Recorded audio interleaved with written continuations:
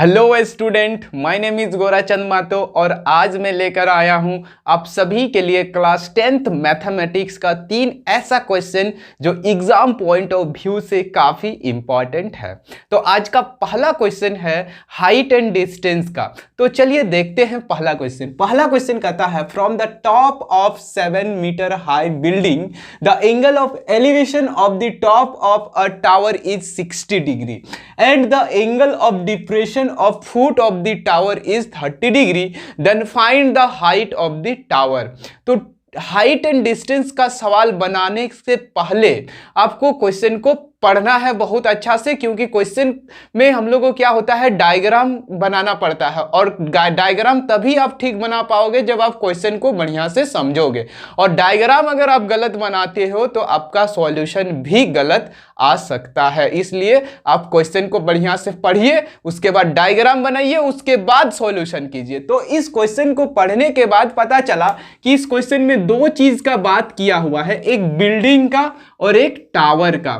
Building जो होता है टावर से हाइट में कम होता है और टावर जो होता है बिल्डिंग से हाइट में ज्यादा होता है। तो जब हम लोग डायग्राम बनाएंगे तो इस चीज को भी हम लोग ध्यान में रखेंगे कि किसका हाइट कम होता है और किसका हाइट ज्यादा होता है। तो मान के चलिए हम यहां पर एक बिल्डिंग बनाते हैं, ये बिल्डिंग है, मान के चलिए ये हम लोग का बिल्डिंग हो गया, ये बिल्डिंग हो गया। इस बिल्डिंग का थोड़ा सा डिजाइन बना देते हैं ताकि देखने में थोड़ा सा अट्रैक्टिव लगेगा। ये इसका टॉप पॉइंट हो गया और इसका बॉटम पॉइंट हो गया। इसमें थोड़ा सा और डिजाइन कर देते हैं ताकि और अट्रैक्टिव बन जाएगा। ये क्या हो गया, हम लोग का बिल्डिंग हो गया। तो यहां पर हम लिख सकते हैं ए बी क्या हो गया, ए बी हो गया height of the building, height of the building. और बिल्डिंग का हाइट जो है हम लोग को दिया हुआ है, ये कितना है, 7 मीटर दिया हुआ है बिल्डिंग का हाइट, यानी ये कितना है, 7 मीटर। ठीक है, उसके बाद हम क्या करते हैं, ये ग्राउंड बनाते हैं। ये क्या हो गया, हम लोग का ग्राउंड लेवल हो गया। ये मान के चलिए ग्राउंड लेवल हो गया। इसी ग्राउंड लेवल पर क्या है, टावर भी बना हुआ है। इसी ग्राउंड लेवल पर हम लोग का टावर भी बना हुआ, और टावर जो होगा बिल्डिंग से बहुत ज्यादा हाइट का होता है। तो हम क्या करते हैं, यहां पर हम लोग क्या करते हैं, टावर को भी बना देते हैं।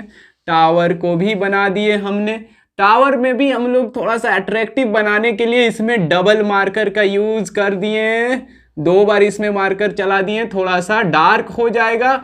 और डार्क होने से क्या होगा, ये थोड़ा सा अट्रैक्टिव दिखेगा। और जितना अट्रैक्टिव बनाइएगा डायग्राम, हाँ एक बात है कि डायग्राम को अट्रैक्टिव बनाने के लिए टाइम को भी देखना बहुत ज़रूरी है। ऐसा नहीं कि अट्रैक्टिव बनाते बनाते बहुत सारा टाइम लगा देंगे। तो इसका टॉप पॉइंट को हम सी नाम देते हैं और इसका जो फुट पॉइंट है इसको हम लोग डी नाम दे देते हैं। ठीक है, और ध्यान में रखने वाली बात यह है कि बिल्डिंग और टावर दोनों ही क्या होता है, वर्टिकल होता है। दोनों ही क्या होता है, वर्टिकल होता है, यानी यहां पर क्या होगा, 90 डिग्री होगा। ठीक है, यहां पर क्या हो जाएगा, 90 डिग्री। तो यहां पर देखिए, अब हम लोग क्वेश्चन पर फिर वापस आते हैं। ये क्वेश्चन कहता है from the top of a 7 metre high building, यानी यहां इसका टॉप से जब हम लोग टावर का हाइट को देखते हैं तो एंगल ऑफ एलिवेशन कितना है, 60 डिग्री। सबसे पहले तो आप जानिए कि एलिवेशन एंगल क्या होता है। एलिवेशन एंगल कहता है कि आप अगर मान लेते यहां पर खड़े हैं, ठीक है, यहां पर खड़े हैं और यहां पर मान लेते हैं अपने से ऊपर किसी ऑब्जेक्ट को देख रहे हैं, तो आपका साइड लाइन और हॉरिजॉन्टल के बीच का जो एंगल बनता है इसी को हम लोग बोलते हैं एंगल ऑफ एलिवेशन। और अगर कहीं आप मान लेते हैं बिल्डिंग के ऊपर है, यहां पर बिल्डिंग के ऊपर है यहां पर, और अगर आप नीचे किसी चीज को देख रहे हो, यानी ऑब्जेक्ट नीचे है और आप देख रहे हैं, तो साइड लाइन और हॉरिजॉन्टल के बीच का जो एंगल बनता है उसको बोलते हैं एंगल ऑफ डिफ्रेक्शन। तो यहां पर देखिए, यहां पर क्या बोल रहा है कि जब हम लोग बिल्डिंग का टॉप से टावर का टॉप को देखते हैं तो यहां पर जो एंगल ऑफ एलिवेशन बन रहा है वो कितना है, 60 डिग्री। तो अगर हम इसको ज्वाइन करेंगे यहाँ पर और ये हम लोग हॉरिजॉन्टल ड्रॉ करेंगे इस तरह से, तो ये एंगल कितना दिया हुआ है 60 डिग्री। ठीक है, ये आपका क्या हो गया हॉरिजॉन हो गया। ठीक है, हॉरिजॉन्टल हो गया।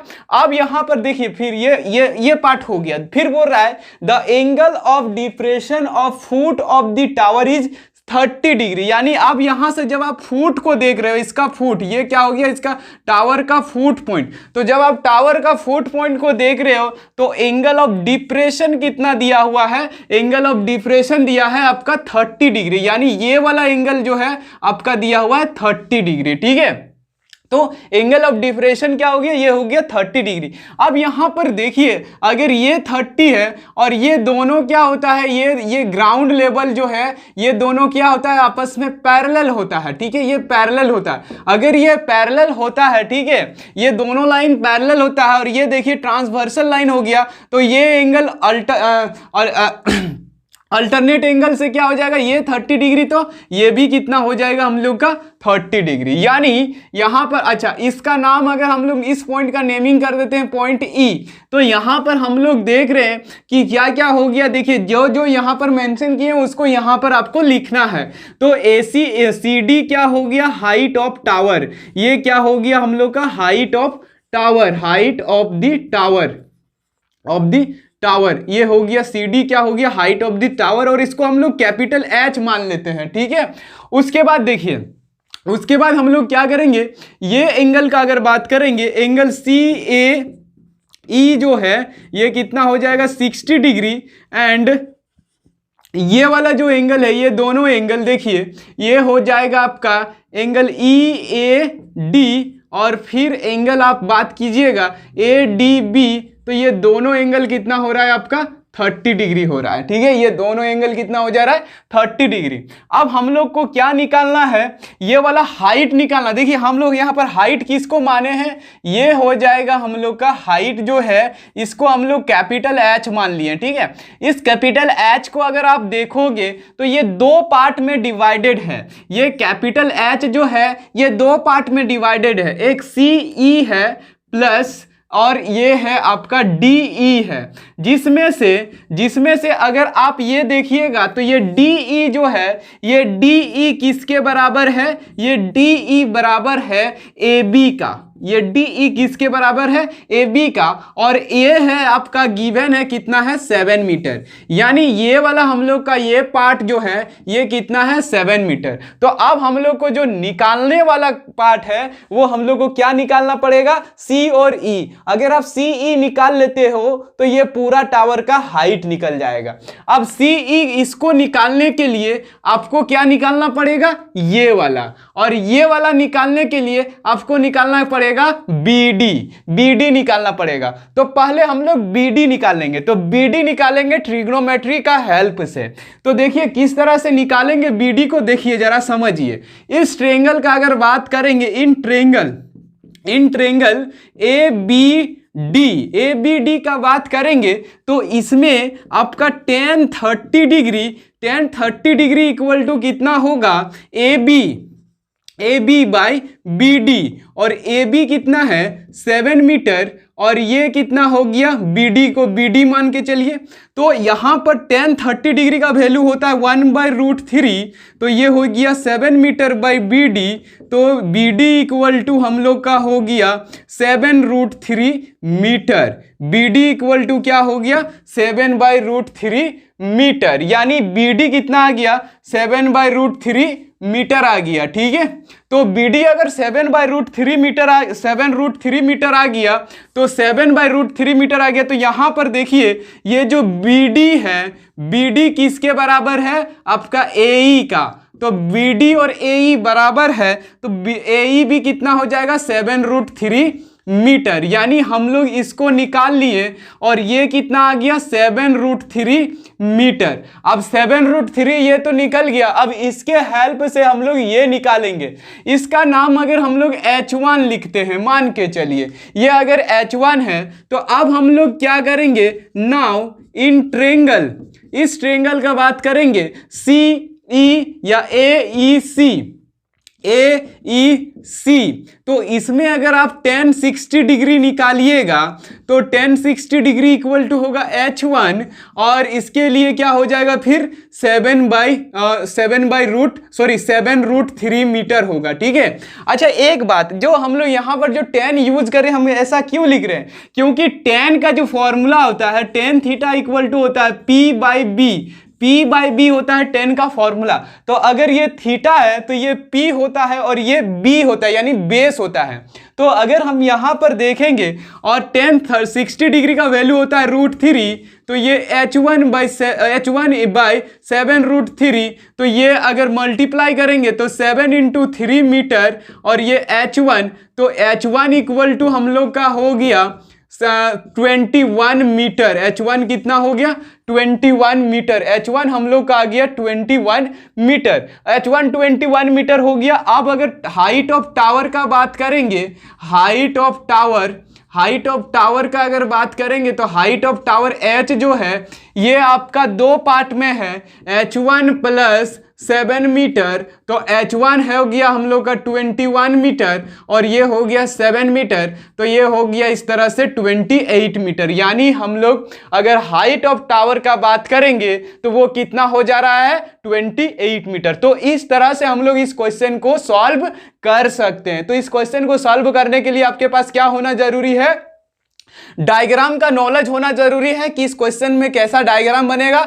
दूसरा, जब डायग्राम का नॉलेज हो जाएगा तो हम लोग को निकालना क्या है वो भी देखना जरूरी है। और जब निकालने वाला कंडीशन को अगर हम लोग जान जाएंगे तो फिर हमको देखना है कि इसमें sin cos tan में से क्या यूज करना है जिसके हेल्प से ये क्वेश्चन इजिली से सॉल्व हो जाएगा। तो हम लोग sin cos tan में से हम यहां पर क्या यूज किए? tan। और अगर हम लोग को दूसरा कुछ कंडीशन रहता तो हम लोग उसमें दूसरा भी यूज कर सकते थे। तो इस तरह से इस क्वेश्चन को हम लोग इजीली से सॉल्व कर सकते हैं। तो आज का दूसरा क्वेश्चन है मेंसुरेशन चैप्टर से। तो मेंसुरेशन चैप्टर से भी हम लोग वो क्वेश्चन को उठाए हैं जो बहुत ही इंपॉर्टेंट है। तो ये क्वेश्चन क्या है चलिए देखते हैं। ये क्वेश्चन कहता है, a toy is in form of hemisphere surmounted by a right circular cone of the same base radius as that of the hemisphere if the radius of the cone is 21 centimetre and its volume is 2/3 of volume of the hemisphere, then calculate height of the cone and surface area of the toy। तो इस question में दो चीज निकालने के लिए बोल रहा है, कोन का हाइट और surface area of the toy. तो इस तरह का क्वेश्चन को भी आपको क्या करना है? सॉल्यूशन करने के पहले आपको इसको पढ़ना है और इसको समझना है। समझने के बाद इससे जो बनने वाला डायग्राम है उसको बनाना है। अगर आप डायग्राम से ही बना लेते हो तो 50% ये क्वेश्चन सॉल्व हो जाएगा, और अगर आप डायग्राम नहीं बना पाते हो तो संभावना है कि ये क्वेश्चन आप गलत ही सॉल्व करने वाले हो। तो पहले हम लोग इस क्वेश्चन को पढ़ लिए, अब हम इसको क्या करेंगे? इसका डायग्राम बनाएंगे। तो ये क्वेश्चन क्या कहता है कि एक टॉय है जो कि हेमिस्फीयर शेप में है और उसके ऊपर जो है सेम रेडियस वाले यानी सेम बेस रेडियस वाले एक कोन उसके ऊपर सरमाउंटेड है। मतलब किस तरह से बोल रहा है इसको समझते हैं। जैसे ये अगर मान के चलिए ये एक हेमिस्फीयर हो गया, ये एक हेमिस्फीयर हो गया, और इस हेमिस्फीयर के ऊपर जो है यानी इस हेमिस्फीयर का अगर अंदर बनाएंगे तो कुछ इस तरह से दिखेगा, और इसके ऊपर जो है एक हम लोग का दिया हुआ है कि इसके ऊपर एक कोन जो है सरमाउंटेड है। एक कोन क्या है? सरमाउंटेड है। तो हम इसको बना देते हैं, सरमाउंटेड वाला कोन को भी बना दिए। देखिए इसके ऊपर क्या है? एक कोन सरमाउंटेड है और जिसका रेडियस जो है उतना ही है जितना आपका इस हेमिस्फीयर का है। ठीक है।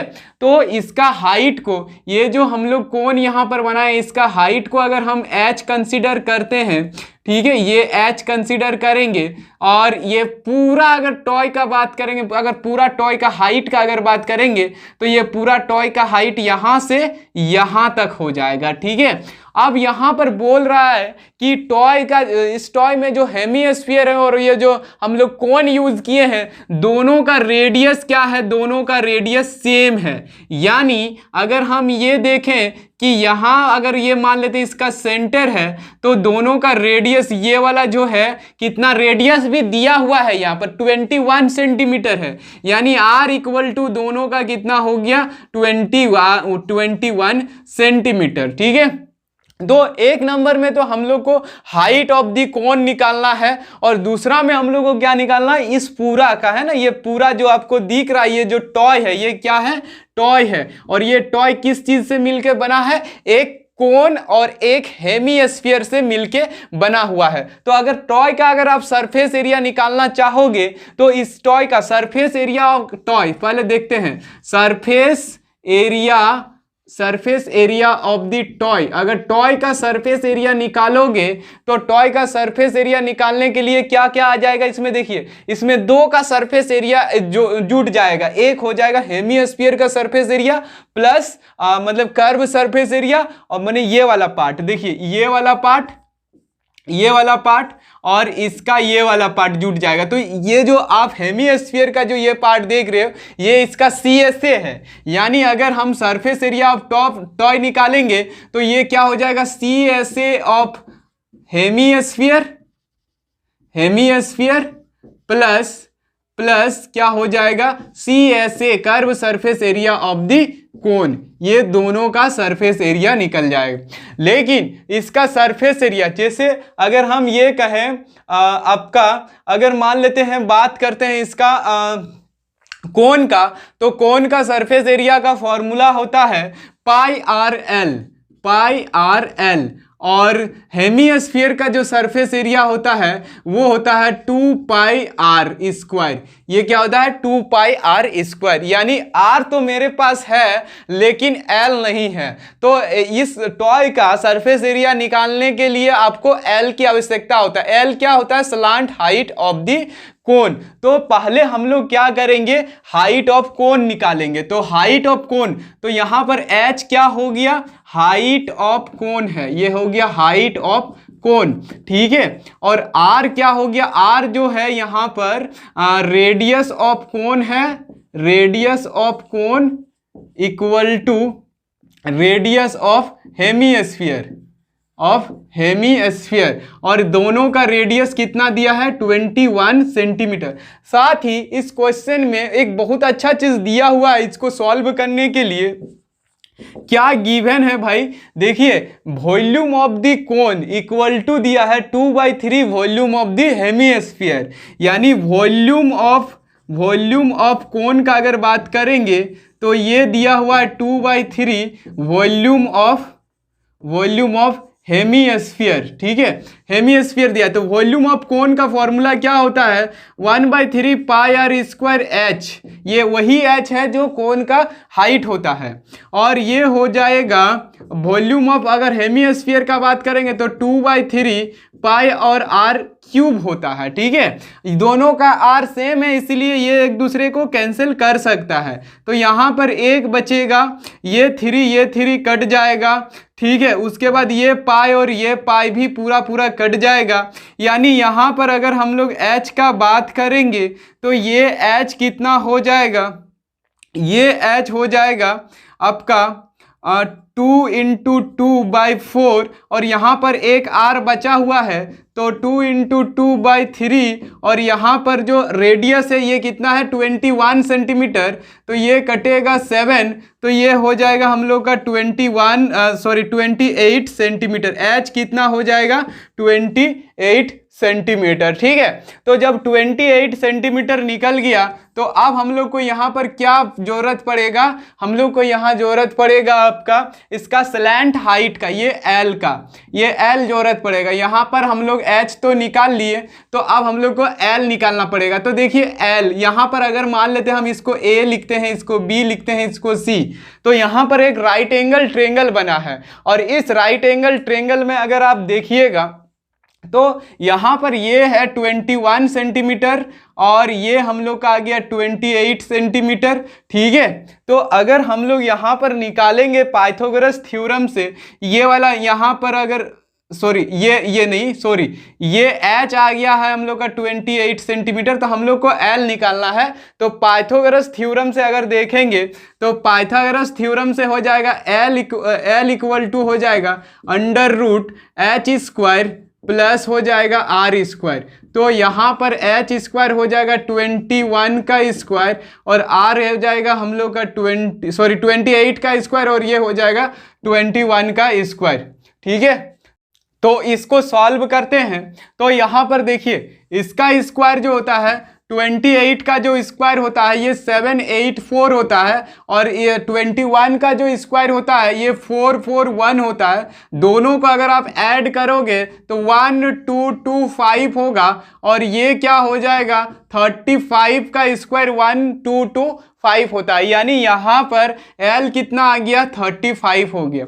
L अगर 35 हो गया, अब हम लोग क्या करेंगे, देखिए यहाँ पर इसको, यहाँ पर देखिए टॉय का एरिया निकालने के लिए, टॉय का सरफेस एरिया निकालने के लिए क्या चाहिए 2 pi are square plus pi R L.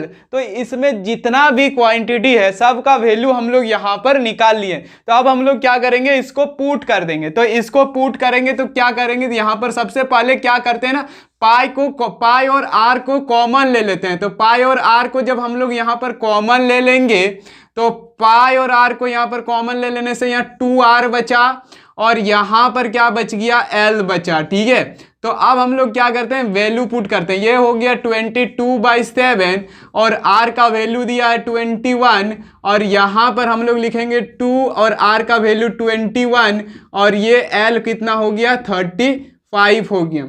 अब हम लोग यहाँ पर क्या करते हैं कि यहाँ पर क्या करते हैं, इसको सॉल्व, तो ये कटेगा 3 है ना, 3, तो ये हो जाएगा 66 और इनटू में है यहाँ पर, तो ये हो जाएगा आपका 42 प्लस 35, 42 प्लस 35। अब हम लोग इसको ऐड करेंगे तो ये 77, ये हो जाएगा 66 इंटू आपका हो जाएगा 77। ठीक है, तो इसको हम लोग मल्टीप्लाई कर लेते हैं 77 और 66 को, तो ये कितना हो जाएगा 6 7 जा 42 और 6 7 जा 42, 42 और 4 हो जाएगा आपका 46। तो फिर यहाँ पर वही होगा, तो ये हो गया 8 और यहाँ पर 10 और ये 4 हो जाएगा, यानी ये हो गया हम लोग का 408 और 2 सेंटीमीटर स्क्वायर होगा। क्यों सेंटीमीटर स्क्वायर होगा, क्योंकि ये सरफेस एरिया है। तो इसका सॉल्यूशन क्या हो गया इस तरह से। तो देखिए फिर से हम इसको रिपीट कर देते हैं कि यहाँ इस क्वेश्चन में क्या बोल रहा था कि एक टॉय है, टॉय हेमीस्फीयर शेप में है। इस हेमीस्फीयर के ऊपर क्या है, एक कोन सरमाउंटेड है और ये दोनों का जो रेडियस है सेम है। फिर एक बात बोला है कि volume of cone equal to है 2/3 वॉल्यूम ऑफ द हेमीस्फीयर। तो इसके हेल्प से हम क्या किए, कोन का h निकाल लिए, जो हम लोग को यहाँ पर h निकालने के लिए बोल रहा था। यहाँ पर क्या बोल रहा था, हाइट ऑफ कोन निकालने के लिए। तो हाइट ऑफ कोन कितना आ गया 28 सेंटीमीटर। ठीक है, अब उसके बाद हाइट ऑफ कोन निकालने के बाद हम लोग यहाँ पर देखे थे, हम यहाँ पर पहले ही बता दिए थे कि ये इसका सरफेस एरिया निकालने के लिए, टॉय का सरफेस एरिया निकालने के लिए आपके पास क्या क्या होना चाहिए, हेमीस्फीयर का कर्व सरफेस एरिया होना चाहिए और कोन का कर्व सरफेस एरिया होना चाहिए। तो कोन का curve surface area pi are L और हेमीस्फीयर का curve surface area 2 pi are square. तो इसमें एल का आवश्यकता हो रहा है, तो हम लोग इस एल को एच के हेल्प से निकाल लिए पाइथागोरस थ्योरम से। तो आया कितना 35। अब हम लोग सब का वैल्यू पुट कर दिए, तो यहां पर सॉल्व करने के बाद कितना आया 4082 सेंटीमीटर स्क्वायर। क्योंकि ये क्या है, एरिया है, इसलिए इसका यूनिट क्या हो गया स्क्वायर यूनिट। यहाँ सेंटीमीटर होगा तो सेंटीमीटर स्क्वायर यूनिट होगा और अगर मान लेते मीटर रहेगा तो मीटर स्क्वायर। तो ये था सेकेंड क्वेश्चन का सॉल्यूशन। अब हम लोग थर्ड एक इंपॉर्टेंट क्वेश्चन देखेंगे जो ट्रिग्नोमेट्री का आइडेंटिटी से बनेगा। तो चलिए स्टार्ट करते हैं थर्ड क्वेश्चन। तो आज का तीसरा क्वेश्चन है ट्रिग्नोमेट्री का आइडेंटिटी से। ये क्वेश्चन है prove that tan(a/1 minus cot a plus cot a/1 minus tan(a) equal to 1 plus tan(a) plus cot a। तो ये इस तरह का क्वेश्चन को सॉल्व करने के लिए आप क्या कीजिए, जैसे कि यहां पर इस क्वेश्चन में जो दिया है, तो इस क्वेश्चन में आप क्या कीजिए, ब्रैकेट का भरपूर यूज कीजिए। ब्रैकेट का यूज करने से क्या होगा, आपको कहीं भी किसी तरह से कंफ्यूजन नहीं होगा। दूसरी बात, ये जो प्रूफ दैट जो क्वेश्चन होता है, आप इसको 3 तरह से सॉल्व कर सकते हो, यानी 3 तरह से प्रूफ कर सकते हो। नंबर 1, आप LHS को सॉल्व करके आप RHS ला सकते हो, तो ये भी सॉल्यूशन तरीका सही है। दूसरा, आप RHS को सॉल्व करके LHS को ला सकते हो, ये भी एक तरीका है। तीसरा क्या होता है, आप LHS को सॉल्व कीजिए अलग से, फिर RHS को सॉल्व कीजिए अलग से, और अगर दोनों का वैल्यू सेम आ जाता है तो ये आपका क्वेश्चन प्रूफ हो जाता है। तो हम यहां पर पहला मेथड यूज करेंगे, यानी LHS से RHS लाएंगे। ये जो होता है ये सिंपल मेथड होता है LHS से RHS को लाना। तो इसका LHS में जो दिया है tan(a/1 minus cot a plus cot a/1 minus tan a, तो इस क्वेश्चन में देखिए tan और cot का ही बात किया गया है। आपको LHS में भी वही है और RHS में भी tan और cot ही है, तो आपको साइन और कॉस का यहां पर उतना जरूरत नहीं होगा। तो इसको सॉल्व करने के लिए हम क्या करेंगे, LHS को उठाएंगे और LHS को सॉल्व करके RHS को लाएंगे, तो ये क्वेश्चन प्रूफ हो जाएगा। तो इसका LHS में हम देख रहे हैं tan और cot है, तो हम क्या करते हैं, इस क्वेश्चन को इजी से सॉल्व करने के लिए या तो आप tan को cot में कन्वर्ट कर दीजिए या तो फिर आप cot को tan में कन्वर्ट कर दीजिए। लेकिन आप ये गलती कभी मत कीजिए कि दोनों को चेंज कर दीजिए, यानी दोनों का मतलब cot को tan में और tan को cot में, किसी एक को चेंज करना है। तो हम क्या करते हैं, सुविधा के लिए हम cot को ही tan में कन्वर्ट कर देते हैं। तो cot को अगर हम लोग tan में कन्वर्ट करेंगे तो जहां जहां cot है वहां क्या हो जाएगा, 1/tan(a) हो जाएगा। क्यों हो जाएगा 1/tan(a)? क्योंकि tan का फॉर्मूला होता है 1/cot। tan का क्या फॉर्मूला होता है, 1/cot। और cot का अगर हम बात करेंगे, cot का अगर बात करेंगे तो ये होता है 1/tan। तो दोनों जब हम लोग को जैसा जरूरत पड़ता है वैसा यूज करते हैं। तो हम यहाँ पर cot को चेंज कर रहे हैं, तो cot के लिए क्या लिखेंगे, 1/tan लिखेंगे। अब हम लोग क्या करते हैं, यहां भी चेंज कर देते हैं 1/tan(a) और ब्रैकेट का भरपूर यूज करते हैं ताकि हम लोग को कहीं भी किसी तरह से दिक्कत ना हो। फिर हम यहां पर क्या करते हैं, 1 माइनस tan(a) लिख देते हैं। ठीक है, अब हम क्या करते हैं, इसको जैसे सॉल्व करते हैं वैसे ही हम इसको सॉल्व करेंगे, जैसे नॉर्मली सॉल्व करते हैं। तो यहाँ पर जब हम लोग सॉल्व करेंगे तो यहाँ पर आप पाइएगा ये हो जाएगा tan(a), यहाँ पर हो जाएगा tan, ये इधर मल्टीप्लाई हो जाएगा तो tan(a - 1 हो जाएगा, इसके नीचे tan(a) लिखाएगा, और यहाँ पर ये यहाँ मल्टीप्लाई हो जाएगा तो ये हो जाएगा tan(a × 1 - tan(a) हो जाएगा। ठीक है, ये तो बहुत सिंपल है। यहाँ पर ये वाला इसके साथ मल्टीप्लाई हो गया। ठीक है, और जो नीचे आप यहाँ पर देखिए, जैसे ये है तो ये ऊपर चला जाएगा, तो ऊपर चला जाएगा तो ये क्या बन जाएगा, tan²a, और यहाँ पर क्या बचेगा, tan(a - 1), और ये क्या हो जाएगा, देखिए यहाँ पर क्या है कि आप ये चीज को और इसको देखिए, दोनों एक जैसा दिख रहा है, बस साइन का डिफरेंस है। तो हम यहाँ से अगर माइनस को निकाल देंगे, यानी बाहर यहाँ से अगर माइनस को निकाल देंगे तो ये बिल्कुल इसी तरह से बन जाएगा, ये प्लस हो जाएगा और ये माइनस हो जाएगा। जब हम लोग यहाँ से माइनस को निकाल दिए तो एक साथ दो साइन कभी नहीं रख सकता है, तो यहाँ पर प्लस और माइनस मिलके क्या बन गया, हम लोग का फिर से वापस माइनस बन गया। तो हम यहाँ पर क्या यूज करेंगे, वापस यहाँ पर हम लोग माइनस लिखेंगे और ये हो जाएगा tan(a) और tan(a - 1) हो जाएगा। ठीक है, अब हम क्या करते हैं, देखिए ये दोनों में से क्या करते हैं, ये दोनों टर्म में से, ये दोनों यहाँ पर दो टर्म है, एक टर्म हो गया ये और एक टर्म हो गया ये दोनों में कुछ कॉमन मिल रहा है, उसको हम लोग कॉमन निकाल लेते हैं। क्या कॉमन आ रहा है ध्यान से देखिए तो आपको पता चल जाएगा, ध्यान से देखिएगा तो आपको पता चलेगा।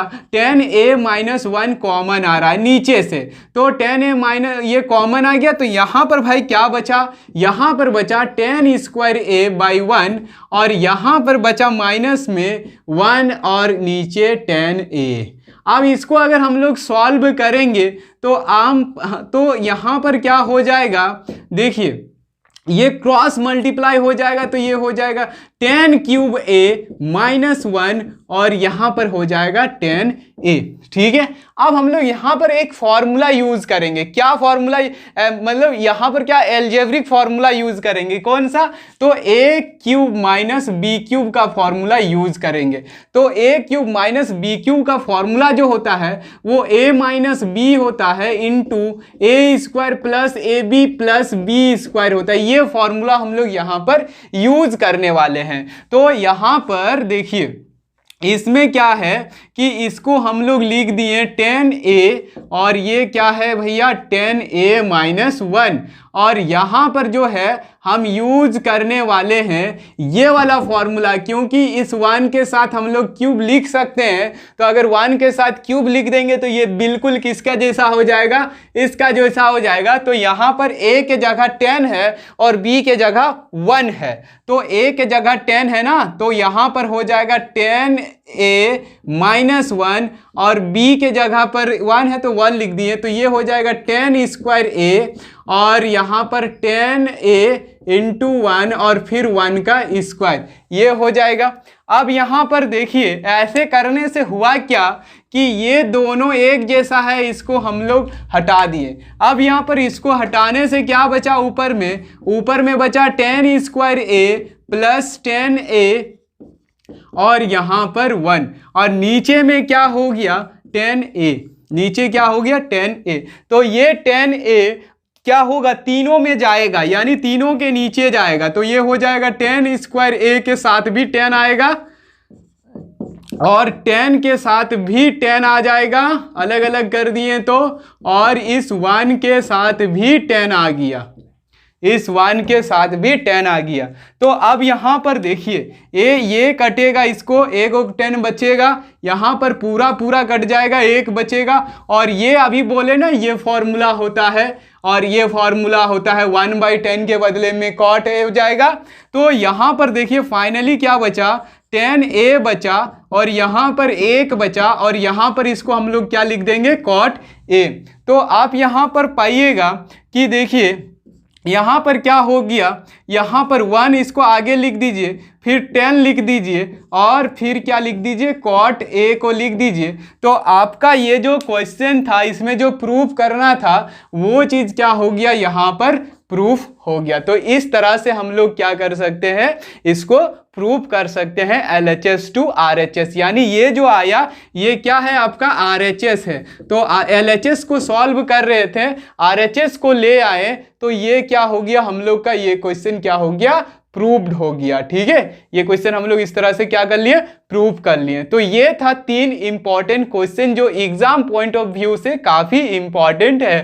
खास करके ये तो मतलब ये तो एग्जाम जो क्वेश्चन सेट करता है उसका ये क्वेश्चन फ्रेंड है, हमेशा ये क्वेश्चन एग्जाम में आता है। तो आप लोग इसको 2-3 बार रिवीजन कीजिए, सॉल्व कीजिए और इसको प्रैक्टिस कीजिए ताकि आप एग्जाम में किसी तरह से मिस्टेक ना करें और एक ही बार में सॉल्व करके आ जाए। Thank you.